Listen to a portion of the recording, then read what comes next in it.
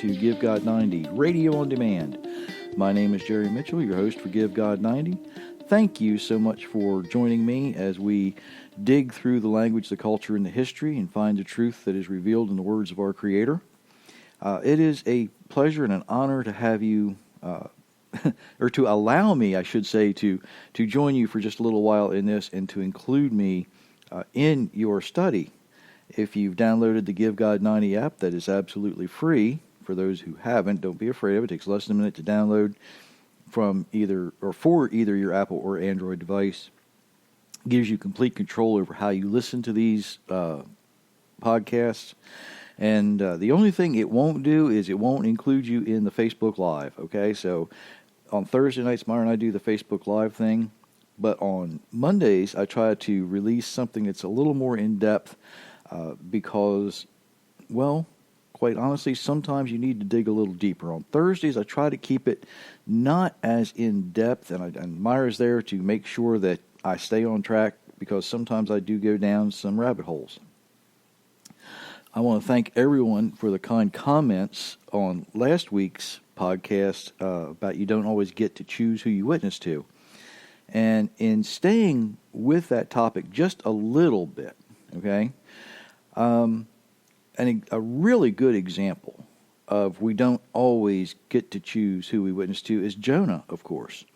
Now, Jonah, a little bit different story here. You know, we all are really familiar that Jonah didn't want to go to Nineveh. He really didn't like the people there. He didn't trust the people there. He had just some animosity towards them. But the Almighty said, Jonah, I need you to go deliver this message. And he didn't want to do it. And he didn't want to do it to the point where he would go anywhere else. Or he would try to go anywhere else. But a lot of people don't realize that Jonah wasn't forced. Well, Jonah was forced to go to Nineveh. But he wasn't forced in a way that you might expect. Jonah was a little different.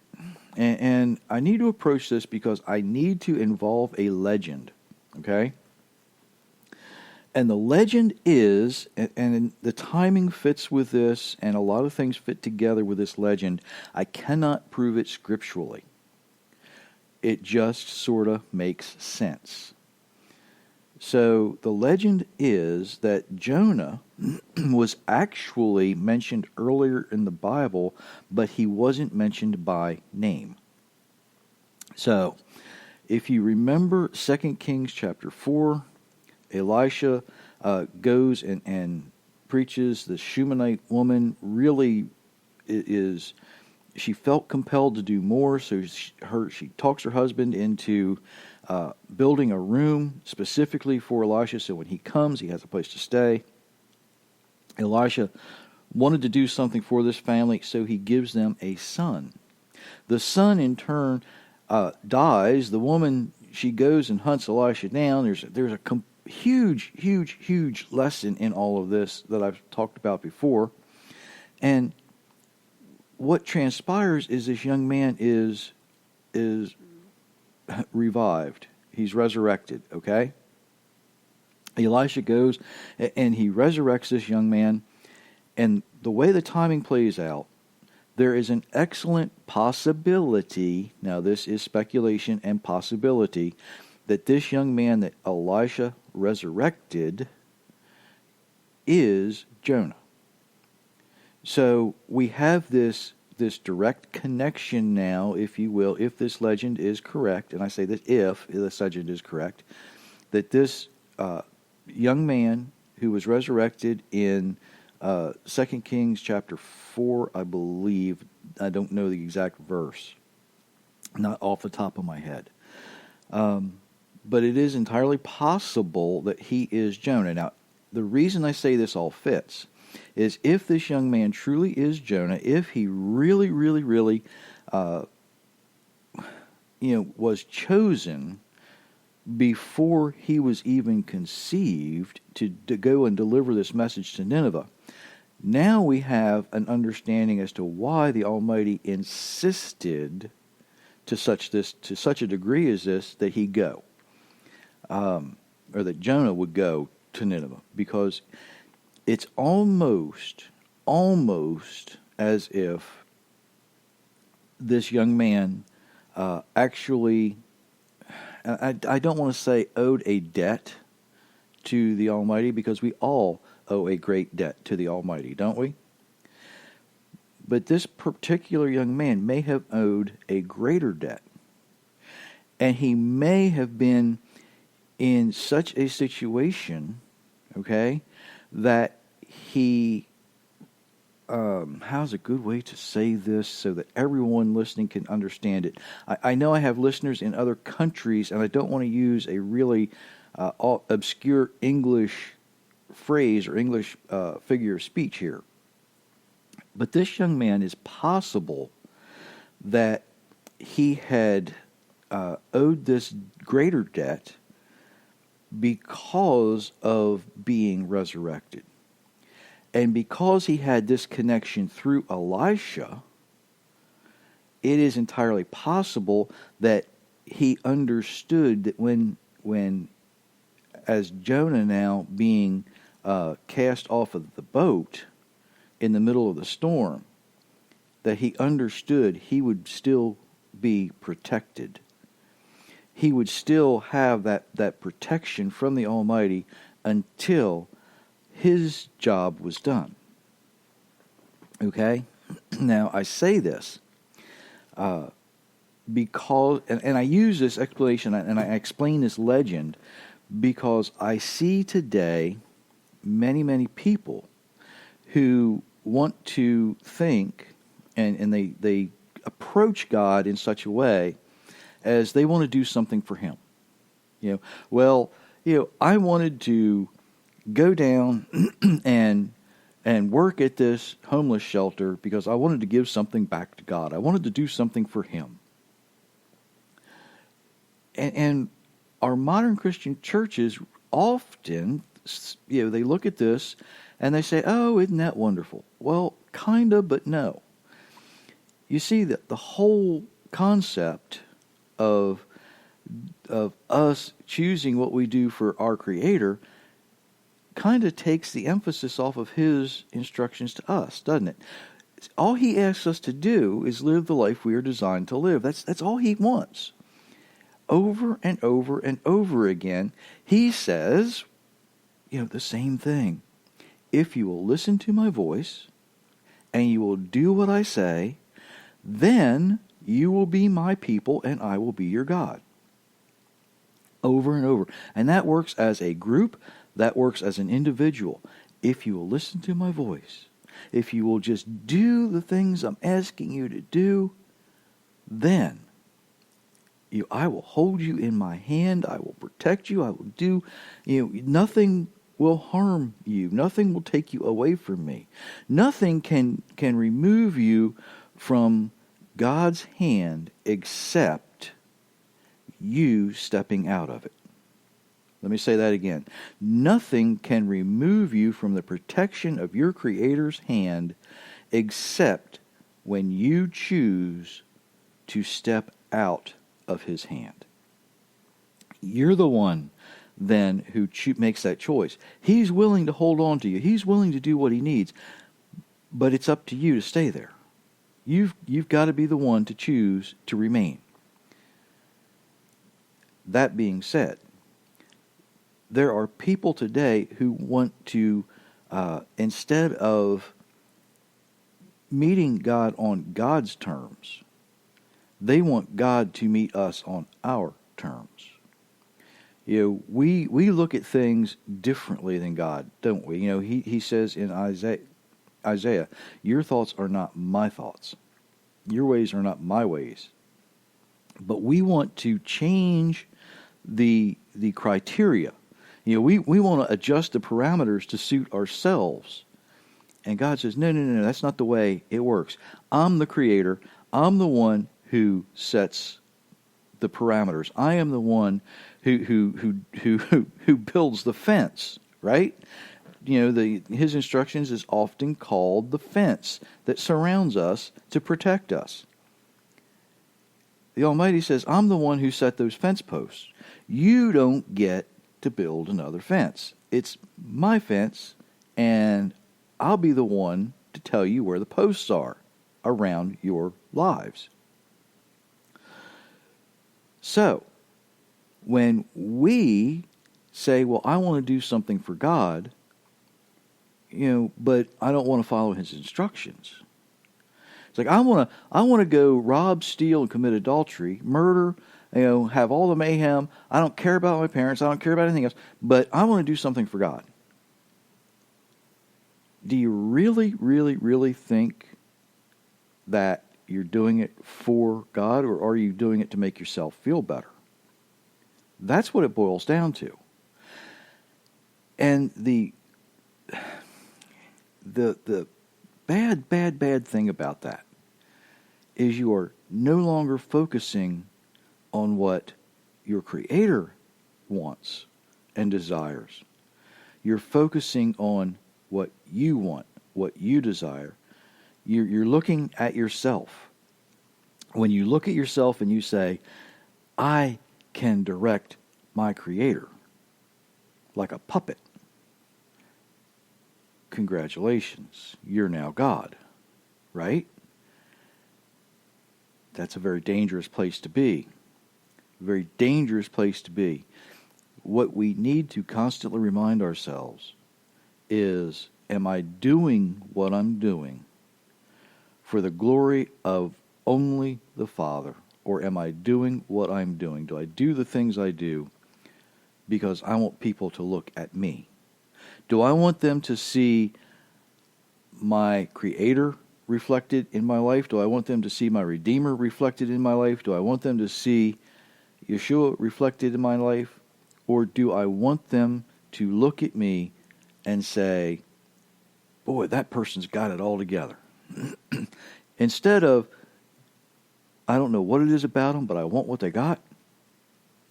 Now they're looking at the person and saying, boy, look at how that person over there is. Isn't that wonderful? There's no reflection of anything else. It's all self. Dangerous, dangerous, dangerous place to be. Because self will fail. Self cannot stand up to the scrutiny of the Almighty, and self will never stand up to the scrutiny of the world. Ever, ever, ever. You might ride that wave for a little while, but, and there again I go with English figures of speech. You might think you're on top for a while. You might think everything is great for a little while, but then all of a sudden, when you least expect it, you will fail. You will fall. The only thing that's going to prevent you from doing that, is when you are completely, fully committed to living the life that your Creator designed you to live. That's the only way you will never fail. You will never fall. It's that simple. Jonah. Let's go back to Jonah for a moment and keep going with this analogy. Okay? It is an analogy, really. We look at that and we see Jonah now understanding, if this legend is true, understanding, if you throw me off the boat, I'll be okay. Because he's finally stopped at that point. He's now committed. I'm not doing it for me anymore, no matter how bad I don't want to go do this. No matter how much I just don't want to go do this. I've got to go do this. So he says, boys, just throw me off the boat. I'll be okay. Save yourselves. They throw him overboard. The storm stops. The great fish swallows Jonah. Now, have you ever thought about what it would be like to be in the belly of a fish? Now, a lot of people, we see the cartoons, we see the drawings, where Jonah has plenty of room to stand up and walk around and think about what he's done. Some of these images, they actually show Jonah on his knees in prayer. Some of them, they show him with a little fire in the fish's belly. Now, that's going a little overboard, right? But think about what it really, really, really is in the belly of this fish. It's dark, right? There's no light. He's underwater. He's in a fish. So he's underwater. It's dark. And it probably is hard to breathe, okay? There's not going to be a lot of room to move around in because you're in a belly of a fish. Now, whatever's protecting him from the digestive anatomy of this fish, it is nothing more than the grace of the Almighty. But it is surrounding him in this cocoon of protection, and Jonah is kind of in this really small, confined space, can't move around that much for 3 days. It's hard to breathe. It's hard to think about anything. It's difficult for him to be there. It's not this place of contentment and rest. It's not even a place of comfort. It's a place of discomfort. It's a place of, I want to stop short of saying torture and turmoil. Just below that level, though, is where Jonah is. And Jonah's wondering probably, why did I agree to this? Why? Why do I have to be the one? Couldn't it be somebody else who likes these people more? Couldn't it be somebody else? But the Almighty says, no, Jonah, it's you. You are the one I have chosen to go and deliver this message. You are the only one they're going to listen to. You're the only person for the job. Jonah, it is you that I need to go and speak. So, 3 days later, Jonah's now on a beach, getting some fresh air in his lungs, probably wanting to know, is there a big bar of soap around? Because I smell like fish guts, okay? It's that simple. If there was ever anybody in the history of the world who literally smelled like fish guts, it was Jonah, okay? Jonah now on the beach saying, man, I've just survived this, and now I have to go through and deliver this message. And he does. But how does he do it? He's still reluctant. Still totally reluctant. So he goes through Nineveh saying, y'all better repent. Y'all better turn around. Y'all need to get right. Almost sarcastically. Almost in a way where he hopes they don't. See, in Jonah's mind, in the way Jonah was thinking, he didn't really want these people to come back to the Almighty. He wanted them to be destroyed. He viewed them as his enemy. But we have to remember that when we walk through evil, we defeat evil. What's the only way we can defeat evil is when we are following the Almighty's instructions. When we walk into the face of evil, it has to be with the instructions of the Almighty so that we can be victorious. Because that's you don't resist evil, you don't walk away from it, you meet it the way the Almighty designed you to meet it. And that's always going to be different for each and every situation and each and every individual. Yeshua met evil in the wilderness, right? He met Satan face to face, head on, in the wilderness. And when he met him, he didn't say, you can't be here, you have to leave. No, he had to stand there, and he had to face it, and he had to deal with it. And more about that on Thursday, by the way, as I continue with Myra to discuss understanding and recognizing evil.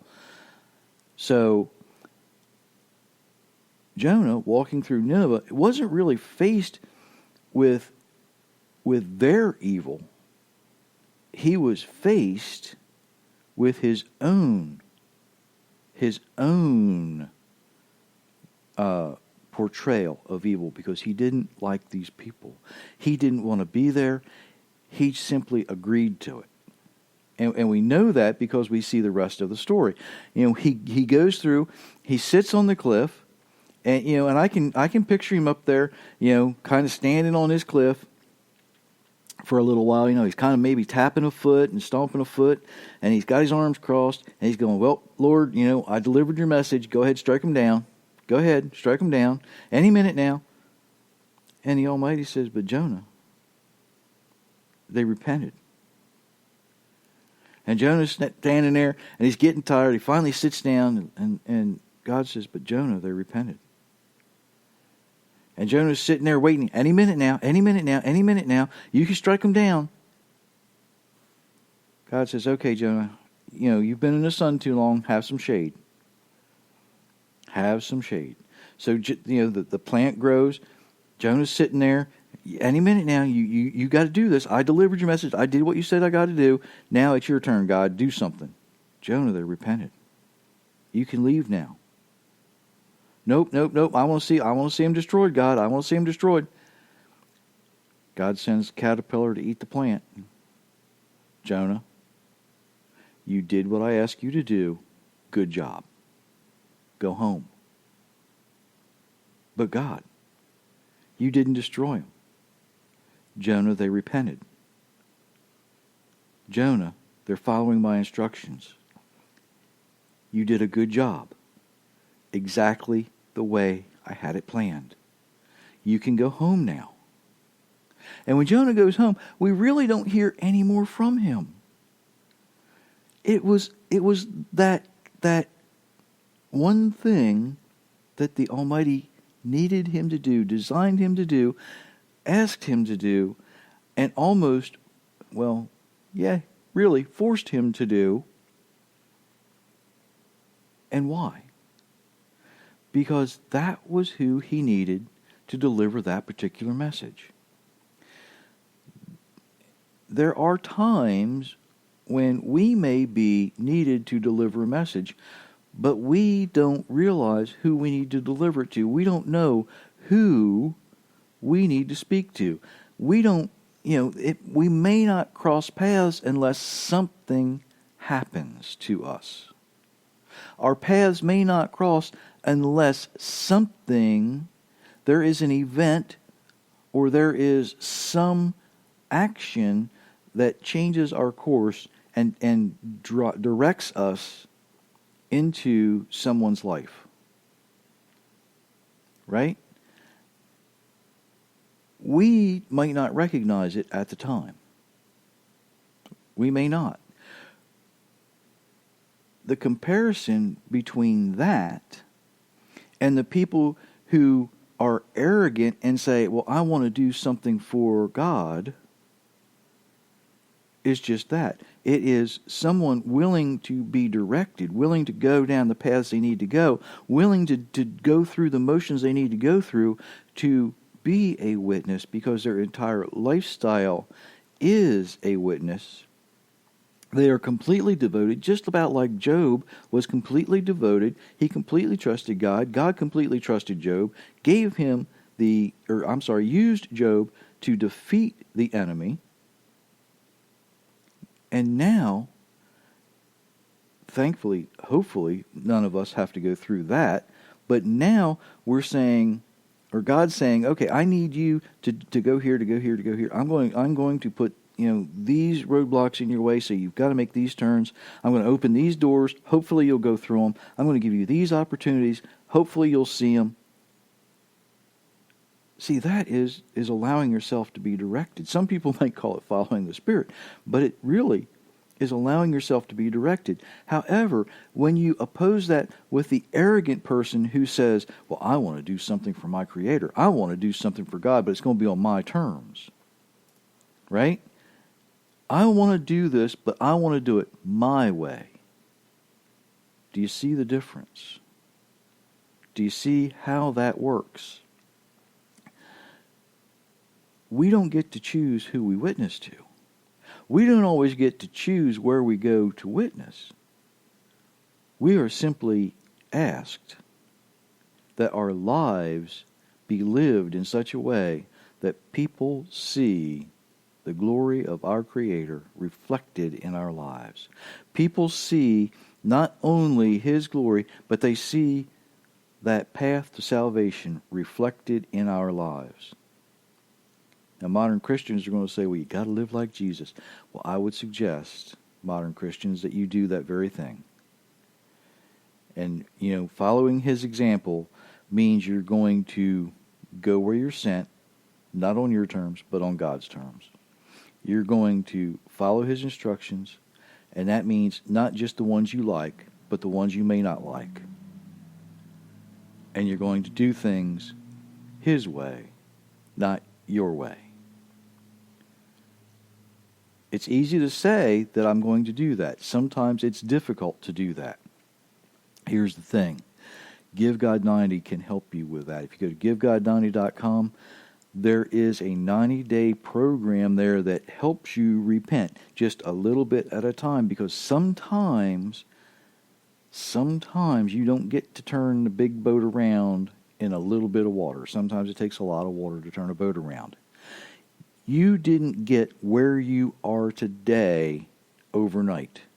You didn't just wake up and become the way you are. It took time to get you where you are, and it takes time to get you where you need to be.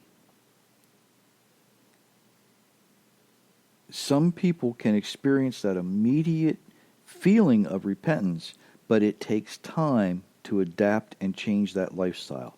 That's where Give God 90 comes in. That's what we help you with. We guide you through that so that hopefully in usually less than 90 days, people are able to turn that around. They've changed their lifestyle. Now they're living the way the Almighty asked them to live.